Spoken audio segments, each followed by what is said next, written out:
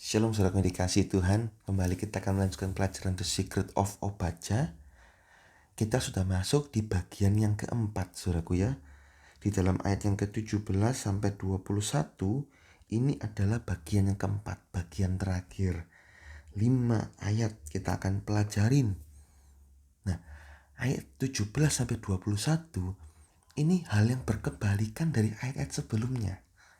Ayat sebelumnya kita begitu membaca kitab Obaja ini begitu menyeramkan ya, hukuman, penderitaan berkepanjangan. Video yang lalu kita belajar penderitaan yang atau terbiasa menderita. Saking banyaknya penderitaan karena hukuman itu sampai tidak pernah ada, itu terbiasa. Nah, memang hal tersebut merupakan jalan hidup orang-orang fasik, jalan hidup orang-orang yang menuruti hawa nafsunya sendiri. Tidak ada yang enak, tidak ada yang indah dalam riwayat hidup orang fasik. Nah, di ayat 17 sampai 21 ini merupakan riwayat orang-orang yang berada di pihaknya Tuhan. Nah, oleh karena itu bagian yang keempat ini adalah tentang kemenangan umat Tuhan. Tampaknya fasik itu indah, enak, dapat bebas menuruti hawa nafsu, kok lambat terhukum begitu. Jangan iri. Ini video-video sebelumnya itu kita sudah belajar. Jangan iri. Karena riwayatnya tidak ada yang enak pada akhirnya. Dan di ayat 17 sampai 21, lihat, ini riwayat umat Tuhan. Oh, ini toh. Orang-orang yang hidup dalam pihaknya Tuhan. Orang-orang yang hidup dalam kesucian. Yang walaupun menderita, tapi karena Tuhan penderitaannya itu akan diubahkan menjadi kemenangan, jadi kemuliaan. Penderitaan pada saat ini tidak sebanding dengan kemuliaan yang akan kita nantikan. Kita sudah belajar hari Tuhan yang mulia. Nah, orang-orang yang berada di pihaknya Tuhan itu akan mengalami hari Tuhan yang mulia, bukan hari hukuman Tuhan. Nah, ini saudaraku ya, ayat 17 sampai 21. Kita akan belajar dulu di ayat yang ke-17. Saya akan bacakan dalam terjemahan baru dan terjemahan bahasa Inggris yang saya Indonesiakan. Berbunyi demikian terjemahan baru. Tetapi, lah ini mulai kebalikan. Tetapi di Gunung Sion akan ada orang-orang yang terluput, dan gunung itu akan menjadi tempat kudus, dan kaum keturunan Yakub akan memiliki pula tanah miliknya.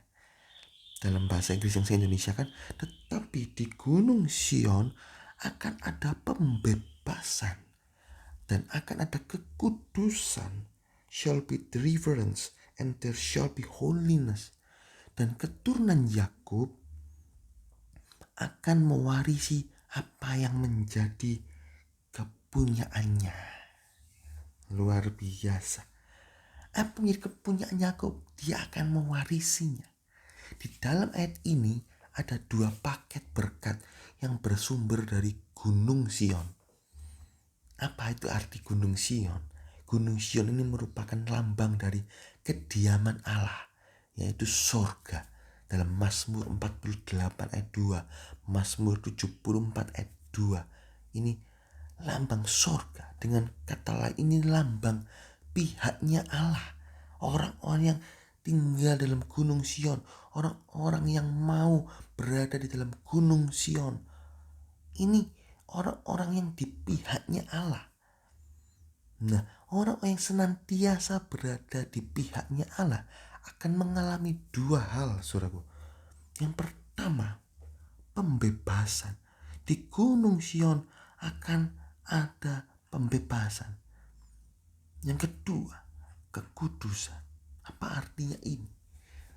Kebebasan sejati hanyalah dari Allah. Saat seseorang percaya kepada Tuhan Yesus Kristus, maka mereka akan benar-benar merdeka. Yohanes 8 ayat 36. Arti merdeka itu berarti bebas dari dosa, bebas dari hukum dosa dan hukum maut. Memang menurut dunia, hal yang bebas adalah bebas berbuat dosa, bebas melasatkan daging, bebas melasatkan hawa nafsu. Lalu orang-orang beriman, aduh, isinya cuman hukum, bertambah hukum. Apa sih 10 hukum? Nah enak. Kalau hidup dalam dosa itu enak. Berzina nikmat. Mau minum minuman keras, apa mabuk-mabukan, berjudi, nikmat. Bebas. Mau kerja itu tipu sana tipu sini, bebas. Mengeruk keuntungan yang banyak. Kalau orang beriman, aduh harus jujur, ini itu, nah enak, terikat. Tapi mereka tertipu. Mereka sebetulnya terikat oleh hukum dosa dan hukum maut. Roma 8 ayat 2. Hukum dosa, hukum yang manusia digoda pasti jatuh dalam dosa. Seperti hukum kayak gravitasi, semua benda di atas selalu jatuh ke bawah.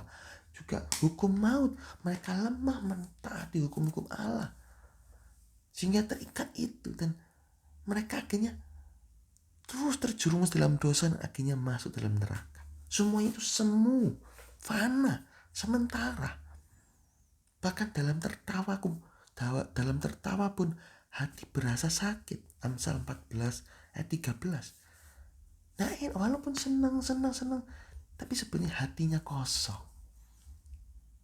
Hidup seperti Kristus, hidup tanpa Yesus seperti donat, seperti donat, seperti donat. Hidup tanpa Yesus seperti donat. Ada lubang kecil di dalam hatimu. Tampaknya bebas berzina, bebas tipu-tipu, tapi hatinya kosong. Apa artinya?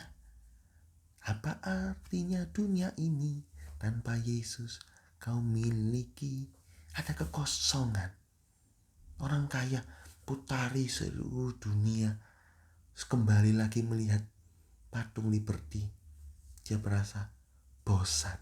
Apa arti dunia ini? Punya banyak uang, melasatkan daging, tapi ujungnya bosan dan akhirnya bunuh diri. Karena ada kekosongan itu. Tapi di dalam Yesus, Tuhan Yesus mengisi kekosongan itu. Hidup jadi berarti, hidup jadi penuh arti, saudara. Kita punya arti dalam hidup ini. Tujuan dalam hidup ini kita ada. Itu Tuhan Yesus. Kalau kita berada di pihaknya Allah, hidup jadi berubah. Kita gak terikat oleh hukum dosa, hukum maut. Yang hukum yang berakhir dalam neraka yang kekal. Tidak ada seorang pun bisa melepaskan diri dari kedua hukum itu. Dimana digoda pasti jatuh, dimana lemah mentaati hukum-hukum Allah, tak berdaya. Ayo hidup suci tidak bisa, ayo hidup jujur tidak bisa. Kerja kok hidup jujur, kerja tipu sana tipu sini. Kerja itu harus bujuk, apapun dikerjakan, dihalalkan untuk mendapatkan keuntungan. Semua itu berakhir dalam neraka yang kekal. Hanya di Gunung Sion terjadi kebebasan. Percaya Yesus terjadi kelepasan. Ini janji Tuhan bagi orang-orang yang mau masuk dalam Gunung Sion. Ini membuktikan bahwa hanya di dalam Tuhan Yesus ada keselamatan dan kebebasan sejati. Yoel 2 ayat 32. Di dalam Gunung Sionlah terdapat kebebasan, saudaraku. Yoel 2:32. Dan barang siapa berseru kepada nama Tuhan akan diselamatkan. Sebab di Gunung Sion dan di Yerusalem akan ada keselamatan. Dalam bahasa Inggrisnya deliverance, pembebasan. Seperti yang telah difirmankan Tuhan, dan setiap orang yang dipanggil Tuhan akan termasuk orang-orang yang terlepas. Benar-benar merdeka dari dosa. Benar-benar merdeka dari hawa nafsu daging, saudaraku. Ini hanya di Gunung Sion, janji kebebasan. Dan saat orang terbebas dari dosa, hatinya diisi oleh perkara-perkara di atas, penuh sukacita. Dan akan ada lain. Saya sudah melihat orang-orang yang bertobat, perubahan hidupnya nampak jelas. Dan mereka berkata, oh kok gak dari dulu percaya Tuhan Yesus. Ada perubahan. Satu kata yang saya dengar dari orang bertobat, kepekaan. Ada kepekaan untuk tidak mau berbuat dosa. Lihat, ini kebebasan sejati. Kebebasan sejati. Ini hanya ada terjadi di Gunung Sion. Tetapi di Gunung Sion ada orang-orang yang terbebas. Tidak terikat dosa. Edom terikat oleh dosa. Dan akhirnya terikat oleh hukuman dosa. Terus menerus. Nampaknya bebas. Nampaknya enak. Wah, naik ke tempat tinggi. Siapa yang bisa menurunkan aku ke tanah? Wah, nampaknya naik terus karirnya. Tapi saat hukuman Tuhan tiba, hari hukuman Tuhan tiba, jatuh, terhukum, menderita, tak enak. Tapi di Gunung Sion jadi kebebasan. Bebas dari dosa, bebas dari hukuman dosa. Ini saudaraku. Yang kedua, kekudusan. Di Gunung Sion akan ada kekudusan. Orang-orang yang mau tinggal dalam Tuhan, orang-orang yang mau mengikuti gaya hidupnya Tuhan Yesus, jejak kakinya Tuhan, hidup dalam kekudusan. 1 Petrus 1:15-16. Itu benar-benar mengalami kekudusan. Bukan tampak kudus dari luar. Oh iya, kenapa belajar ilmu belajar sekolah-sekolah kepribadian, table manner, namanya bagus. Tapi itu tidak menjamin kekudusan. Manusia dalam yang penuh dosa, terikat hukum dosa, hukum maut, akan mendorong dia untuk berbuat dosa. Lemah. Tapi di Gunung Sion akan ada kekudusan sejati dari dalam, benar-benar hidup kudus dari dalam dan menampakkan keluar. Walaupun tidak ada yang mengkontrol, tetap kerja dengan jujur, tetap kerja dengan rajin, tetap kerja dengan tanggung jawab. Itu hidup dalam kekudusan yang sejati. Bukan kalau dilihat orang hidup kudus, oh ya takut ada polisi, takut mencuri, polisi tidak ada, pencurian ada. Nah, itu bukan kekudusan. Ini kuncinya harus mau taat, hidup dipimpin Roh, hidup dalam firman Tuhan. Maka itulah kekudusan yang sejati. Jika kita mengaku tinggal dalam Tuhan, mengaku berada di pihaknya Allah, tetap hidup dalam dosa, sebetulnya dia berbohong. Dia tidak tinggal dalam Tuhan. Orang yang tinggal dalam Tuhan, orang yang berada di pihaknya Tuhan, itu ada kekudusan. Ini saudaraku ya, dua hal ini yang ada, yang kita alami saat kita mau berada senantiasa di dalam pihaknya Allah. Nah, ada pengertian yang lain saudaraku ya, di dalam Gunung Sion.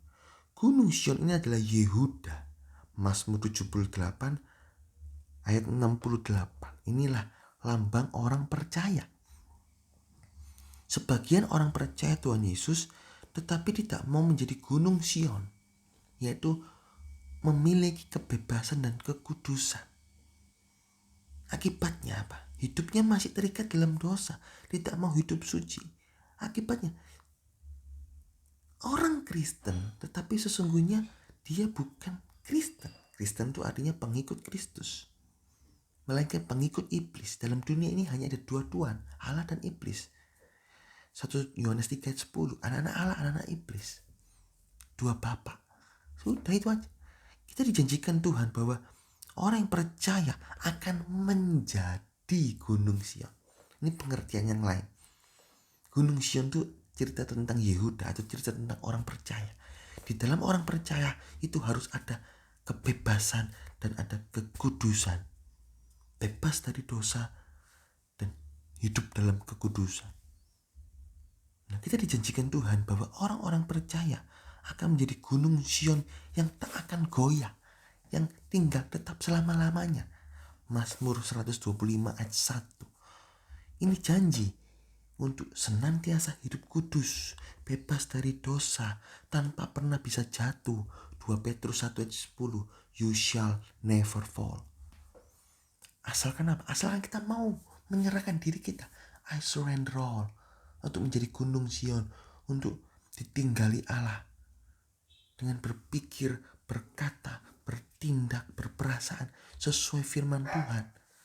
Nah, ini terdapat perkara-perkara yang lebih dalam, yaitu seseorang itu tidak hanya tinggal dalam Tuhan, tetapi bergaya hidup seperti Kristus. Jadi pengertian yang pertama, ini sering melengkapi saudara. Pengertian pertama, kita tinggal dalam Tuhan. Dan dijanjikan Tuhan ada kekudusan, ada kebebasan.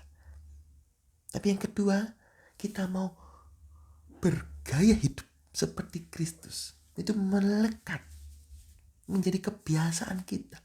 Hidup bebas dari dosa, hidup dalam kekudusan, itu melekat menjadi daging kita. Dan Kristus tampak dalam hidup kita. Orang-orang di sekitar kita bisa merasakan, oh orang ini ada Yesus di dalamnya. Ada perubahan yang signifikan. Ada kebiasaan yang indah. Yang tidak perlu dipaksa-paksa. Menjadi kebiasaan. Lihat. Ini dua pengertian. Tidak hanya mau tinggal dalam Tuhan, tapi juga kita menjadi gunung Sion dengan Allah tinggal dalam kita. Ini kita tinggal dalam Allah, kita menyerap semua sumber daya sorga dan Allah tinggal dalam kita. Kita bergaya hidup sorgawi. Luar biasa. Ini yang dikatakan kita tinggal dalam Allah, Allah tinggal dalam kita. Luar biasa.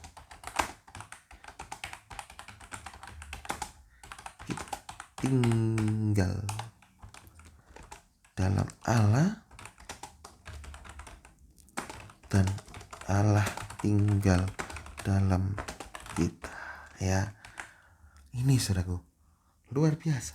Dan di akhir ayat 17 dikatakan, dan kaum keturunan Yakub akan memiliki pula tanah miliknya. Tapi dalam bahasa Inggrisnya dikatakan, dan keturunan Yakub akan mewarisi apa yang menjadi kepunyaannya.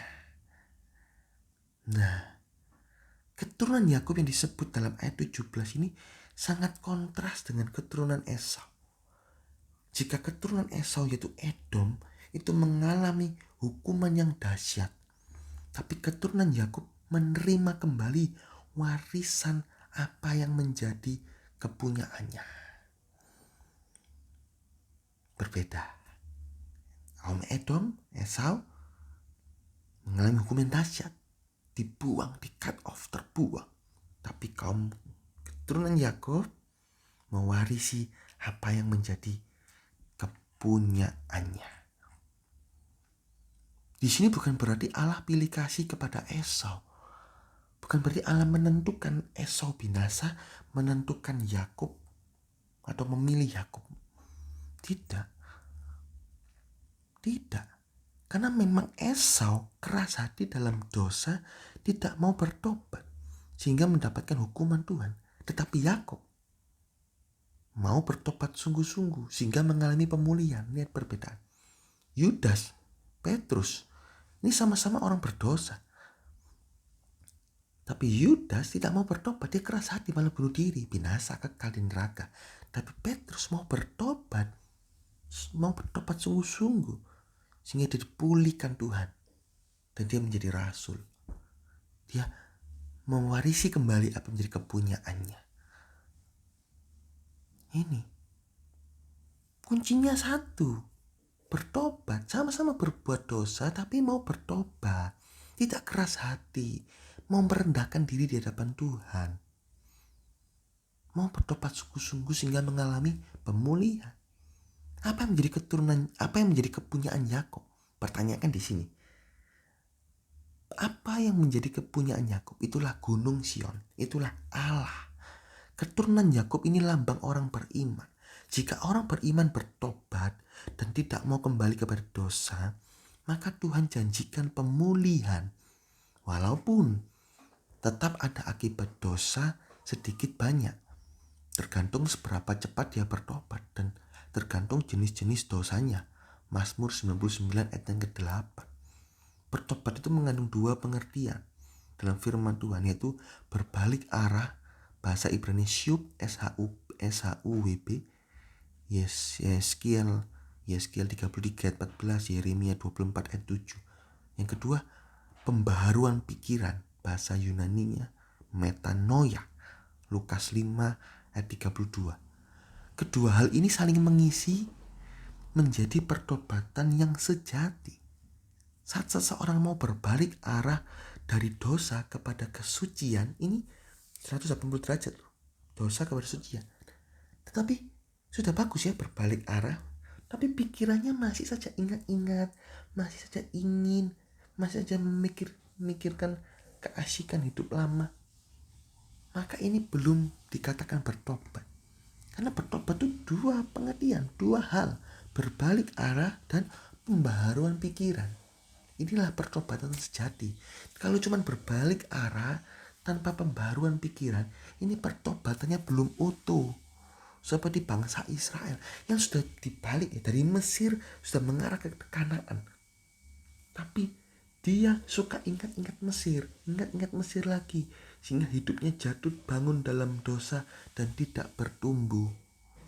Jadi setelah kita berbalik arah, maka harus membuat komitmen, membuang segala pikiran dan hati hidup lama.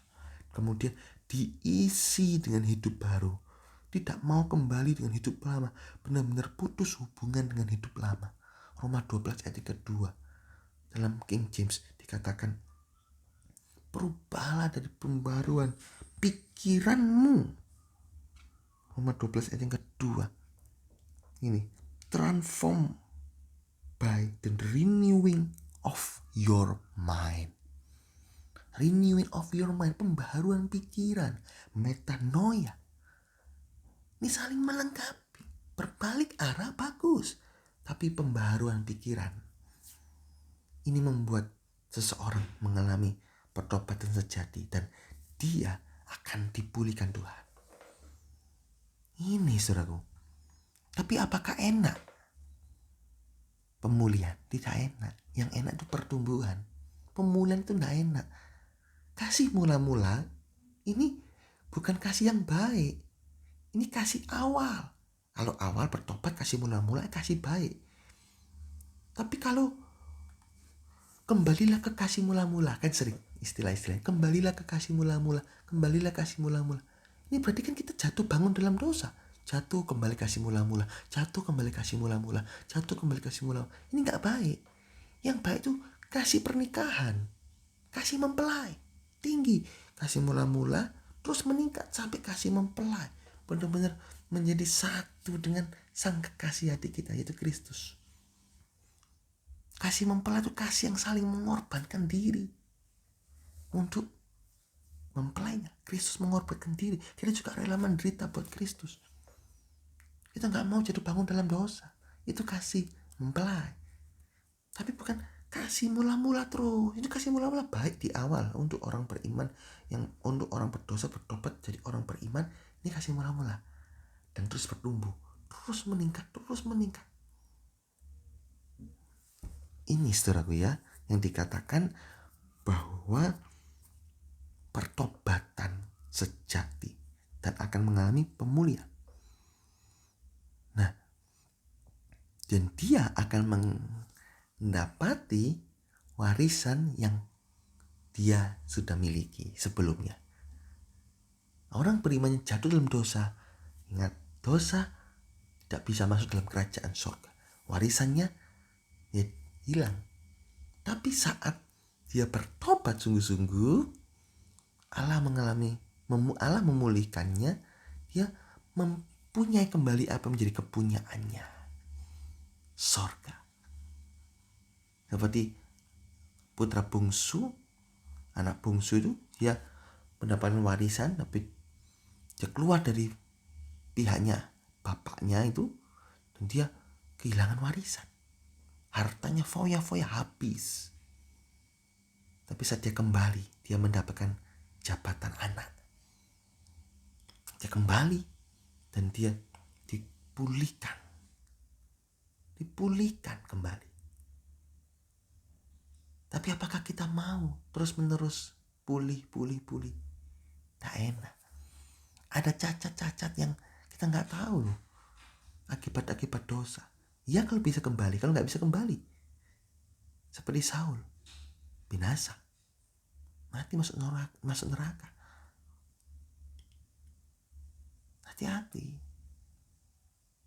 Hati-hati, saudaraku.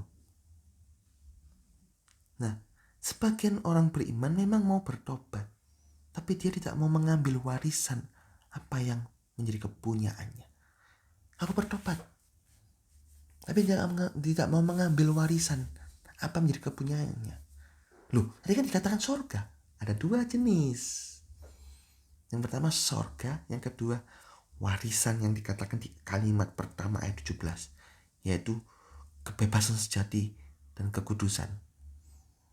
Akibatnya mereka berbalik tapi jatuh bangun lagi dan jauh lagi dari rencana Allah.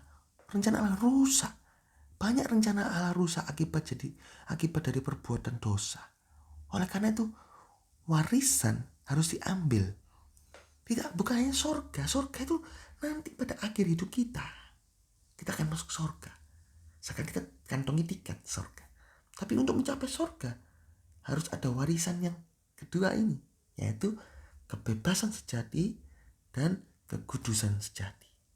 Harus diambil supaya langkah kaki kita semakin kuat menghadap Allah di Sion. Mazmur 84 ayat ke-8. Karena itulah kodratnya orang-orang gunung Sion. Kebebasan sejati, kekudusan sejati. Jangan mau jatuh bangun dalam dosa. Jangan mau sekali dosa bertobat, oke, terus meningkat. Sudah gak mau jatuh bangun dalam dosa gini terus. Nah enak, tapi enak grafik naik. Meskipun pelan-pelan tapi naik terus. Sampai kita mengalami tebus tubuh atau kita masuk dalam kerajaan surga dengan tingkatan setinggi mungkin. Seperti Kristus. Kita dijanjikan Efesus 4 ayat 13 dan 15. Seperti Kristus, kepenuhan Kristus. Matius 5 ayat 48. Kita mengalami kesempurna seperti Bapamu sempurna. Ya, ini ayat yang ke-17. Obadja 1:17, saudaraku. Sangat indah orang-orang yang berada di pihaknya Allah. Dan kita mau ambil warisan itu. Kebebasan sejati dan kekudusan seperti Kristus. Puji Tuhan, Tuhan Yesus memberkati.